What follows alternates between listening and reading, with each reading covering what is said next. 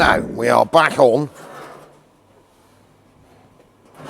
Autobianchi floors. So, excuse the horrible metal scraping noises. We did some more looking and some more measuring up. So I thought that what they'd done was made this under seat rails longer. What they'd actually done when they cut these in half in the factory was moved everything this way, including the under support that would normally be spot welded there. If you look at this one and measure it up, they moved it to there. So I've spent the last half an hour, as you would have seen, drilling all of the under supports off, the seat rails off. Now there is a slight difference between these floors. That one is flat where the seat rails are. This one has the bumps. We'll get around that. I'm just going to put a bit of plate in here, I think, just to strengthen it up when we've done it. Move the seat rail forwards. That won't hurt, be under the carpet. So what I've got to do now, rough measurements, because it is fairly rough, is basically, I've got some little black marks here and there, is put a straight line across this floor, just check the measurements from the back here, because I've had to measure from here, because this floor is slightly shorter at the back than that one, but I don't think that's going to cause me a problem. And then basically huzzah this one in half, and then I'm going to quickly fit it in the car, just temporarily with some tack screws, no spot welding involved, and then just doubly check my measurements for getting this bit lined up in the front, that bit here lined up in the back, and then obviously I've got to cut myself a sliver and bend it all in to make it fit, and then check everything goes where I want it to do, and then mark it up and spot weld it all back together again. So I need this, the brand new seat rails are off.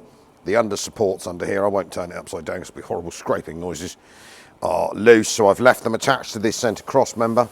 And basically, if you measure them up, I thought they were longer, but they're only longer because this member is wider. So when they cut this floor open, the actual piece of plate is 5 inches. So I'm assuming the car floor is about 3.5 inches longer, because obviously there's an oversail to allow them to rejoin it.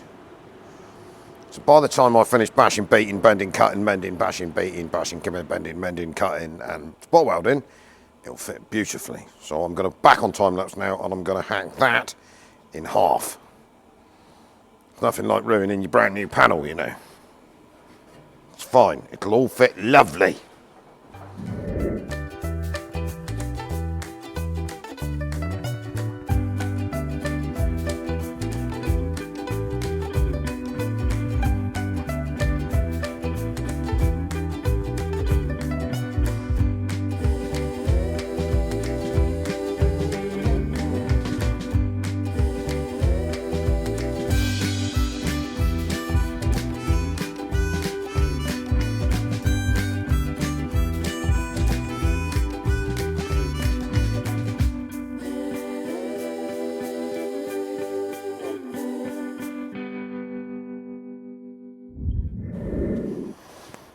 So you will have got the idea what I was going on about. So basically the space, the extension in the floor is there. So they move the seat rails forwards to here, over the top. Now I need to make the plate actually on the original goes underneath. We'll keep it like that. And then these are the seat restraining rails. So I think that's roughly where I want it. We might want to come a little bit further forwards on that side, but it's not particularly critical because basically this is a wobbly old car. So that gives you your rear dips for your passengers' feet in the back, so they duck them under your seat. Gear lever. What I will do in a minute is chuck the centre console piece that needs to be welded to this in, just to check we're all about in the right place, and then I need to measure this up, make my sliver to go through here, and then you can see the bits that I've still got to repair. So there's a bit of a hole there. Bottom of this is I'm gonna scissor it off, and there's a dropper in there. I'll put a big section in both sides, and there's another hole over there. And basically we're a little short on the back here. This side I might just run another section right under the back to really strengthen it up, pull it all together. But I'm quite happy with that. That gives us all our floor and all our cross members.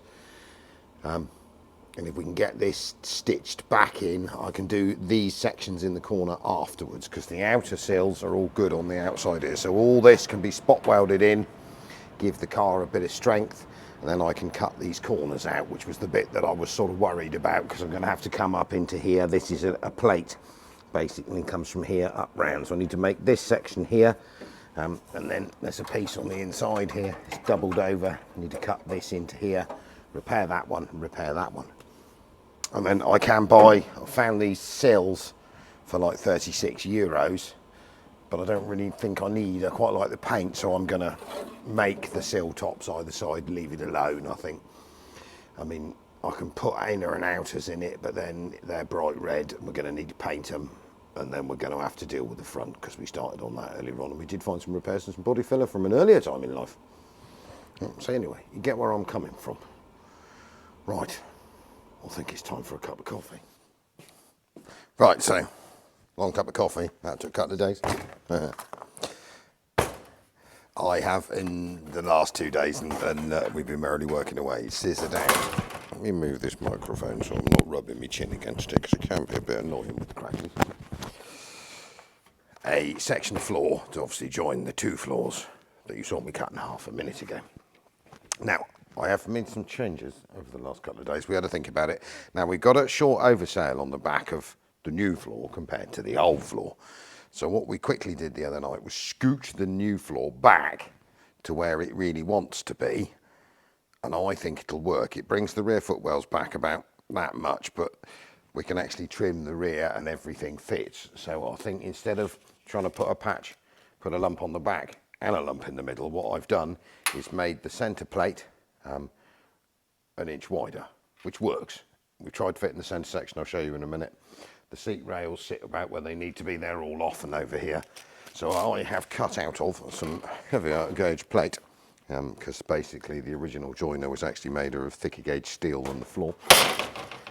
This, which is over length, it's about yay much too long, I reckon, but I'd rather have it too long and too short, because I've got to fold an 18mm right angle sill join on this end, obviously, to sort of come under the edge of the sill down and out to allow me to join to the back of the outer sill, and then basically slide this all the way across the floor and work it out exactly on the other side. So what I'm going to do now is wobble over there, use my little folding machine, mark this up, and then fold the first fold and try and sort of slide it, because it sits underneath the floor on the original, which is what we're going to do on here. Make this panel, and then what I'm probably going to do is tack it all together so everything's sat in about the right spot, and then take the floor back out of the car. And I'm going to see, we have a massive spot welder just behind us over there, whether I can spot weld most of this together so it looks original. And obviously I need to put some weld through primer on the sections I'm doing, just for rust proofing purposes. And on other exciting things, the T1 is obviously coming along. We are now using it as a workbench, but Fudge has been all week sorting this out. So if you haven't bought a ticket, please do. It's not doing the best, let's be honest. It's not quite the Peugeot. So we have probably figured out that people don't want commercial vehicles quite as much as they do cars, which is a shame. But you only find these things out by trying it, and hopefully it won't be too much of a loser, because it is at the moment. I think we've spent probably twice on it than we're getting for it, but you can't win them all. And there's only one way to try these things, is to try it, isn't it? And then there's been more exciting stuff coming on. We have really got on with the making of the bits for this T1 behind us. We're screaming into that in the next couple of weeks. So I have to strip a donor vehicle, so you'll see that in the next week or so. We're going to haul the donor vehicle out of its hole, get that, because this will be mobile in a minute. And there is going to come a big Mercedes donor vehicle here in front of that T1, because obviously this engine that's in it at the moment is only our test fit one. We need to remove the wiring and all the stuff out of the proper one. So if you're waiting for T1 engine conversion stuff, it's coming. There'll be a load pre-Christmas, because it now quietens down, hopefully work-wise. We're going to start hiding, keeping the gates closed and pretending we're not here over the Christmas period. And my plan is to really get scissoring into this T1. And then in a minute or so, the other thing I'm going to do today is attempt to stick, if I get 5 minutes, the screen panel in my Sprinter, and then we'll see if that goes off well enough, and we'll be back to that on Wednesday. You can have a look if sticking a screen panel in actually works. Right, less waffle, more fold.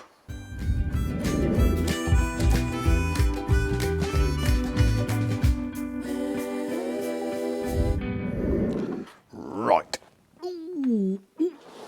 So you'll see that we've just scooched this backwards. What I mean is that this back piece was shorter on this floor, which either meant putting a big section across the back, and I decided against that. So there's two sort of structural heavier tin pieces in here that run in, and we're going to tap those out and just trim them to the edge of the back of the seat well buckets, because I think that will work better. It fits perfectly into the marks it should do on the back. And then this piece, which you've just seen me bend, needs to be in. So what I'm going to do now is take this centre section back out, because I don't need it in for a minute. It's only sat here. And then this needs to be slid through underneath, so it's got to go across the top of the seat rails, which are hanging off the bottom of the car. And then we've got to try and sort of fit it up into here, or grip it in and clamp it in, and then I'm going to mark that side, and then basically that is the filler. So that's the extension that Autobianchi had in the factory on a standard Fiat floor pan. So they actually cut a Fiat floor plan up, as I said earlier, and made it longer. Right, let's get shifting some stuff, and then we'll get this in here, and then see if we can get the other end bent up. And because this is just sat in here for a minute, I need to drag it around again, even hook it out.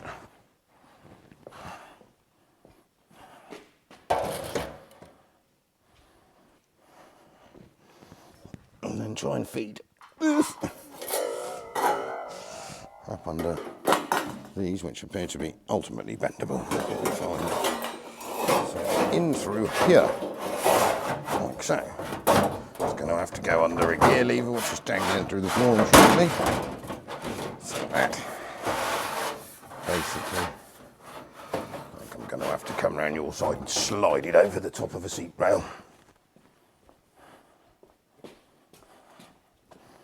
Right.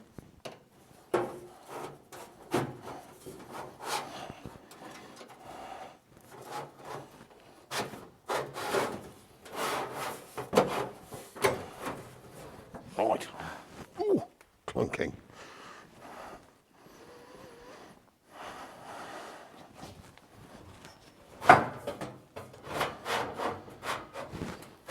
Just need to back that self tapper out there, because it's right where I want to be. Bit of a pain in the arse. Let's see if we can move that down a bit.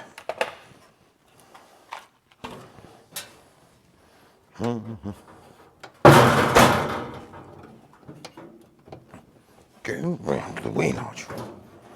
What's left of it anyway. Beautiful.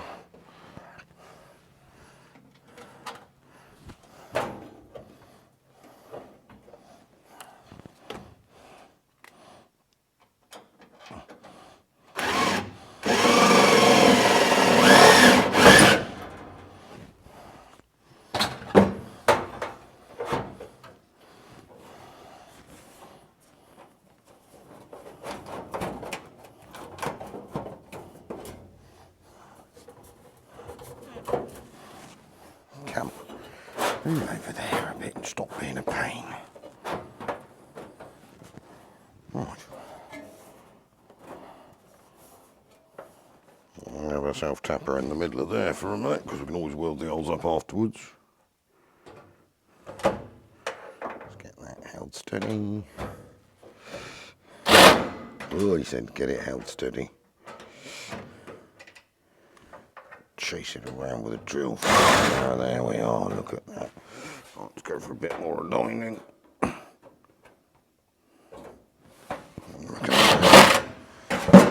Oh, it's going to be one of those days, isn't it? La la la. Maybe you're better off just clamp it on. Let's just clamp it on, so drilling holes in it. A pair of welding clamps.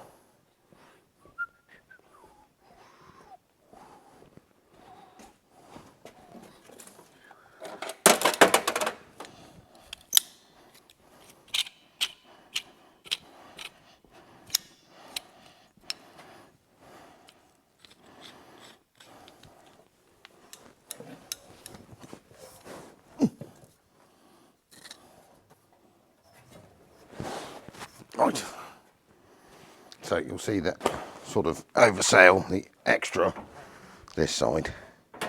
So I clamped off on the other side. We need to get this about midway here, and then mark up just on the edge of this sill here for my next bend, because this sill is a little poked out anyway, as it's obviously got to be pulled back in and spot welded.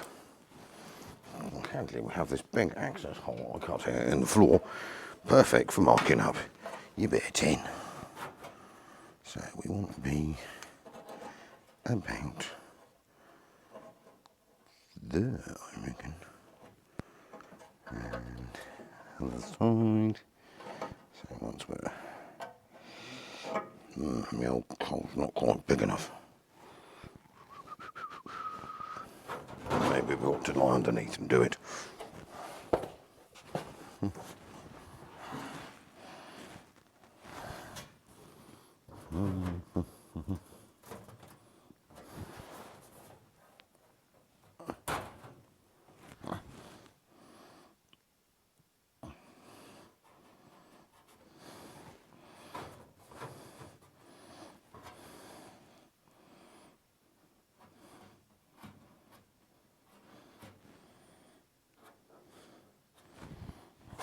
Right, done. So, take that back out again, back down the bottom, bend this end, and then hopefully should be able to chop the oversail off, and then we're all good.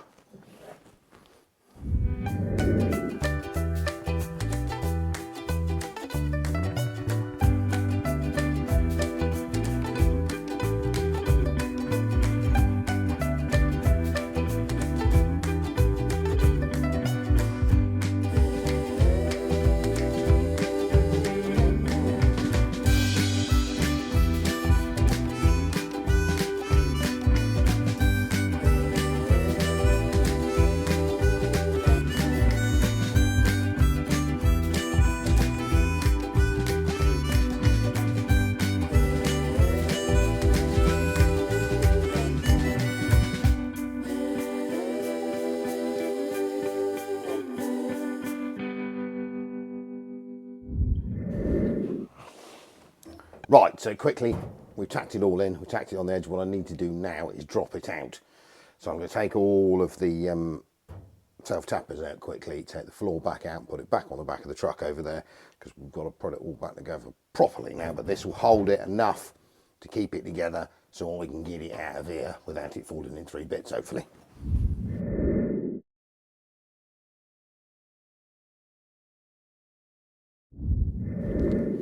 Right. So we are out, tacked up, tapped in. We are now going to go with the biggest set of spot welding tongs we've got that almost reach to the middle. And I've put some punches in just the bits I can't get to. I'm going to go crazy now. Time lapse, spot this all back together. It's going to take an hour, but it'll be 5 minutes for you. Right, here goes.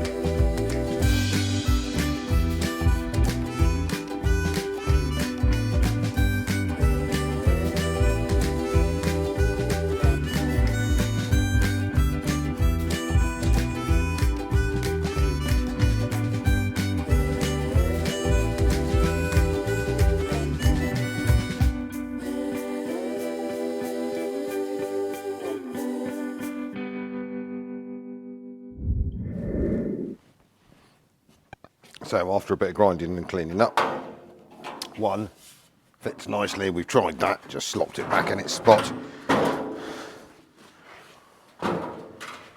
Autobianchi floor. So you will have seen I put a few punctures in for welded spots, so I've done those as well. So we're all spot welded back together. The seat mounts are moved. All is nice. I've got to grind a little bit, and there's those where the old forwards bars for a 126 were, so I want to skim them off. But what I now need to do is get the main piece. There's a bulkhead section that tucks under here in the front, which is fair rusty. So I'm going to get that out, and then I want to clean all the bottom of the sills, the inner sills and the bottom edge of the outer sills, because that all spot welds onto here off. So I think that might do it for the day. And then I'll show you my Sprinter, because I've come to a bit of a grinding halt due to a lack of panel bond. So basically, with a bit of ratchet strap, the trouble with this panel obviously is that it went on first before the outer wing skins went on in the factory. So you have to get a ratchet strap on it and gently curve it in to get it to come in here, so that you can put it in here like this, on there, where it's supposed to be. So my plan was to do that finally today, clamp it down and stick it on. But it would appear that we might have used slightly more panel bond sticking the wings on a Capri than we remember doing. I thought we had a tube left over. We don't, so I've had to order a new one. So that boogers that for the day. So that'll be a Tuesday, and then we'll stick it on then. And it also, I've primed it and then painted it black. We'll let that go off, because basically that'll stick it all together and stop it rusting. And then we'll see if that works. So yeah, once my panel bond turns up, I'm away.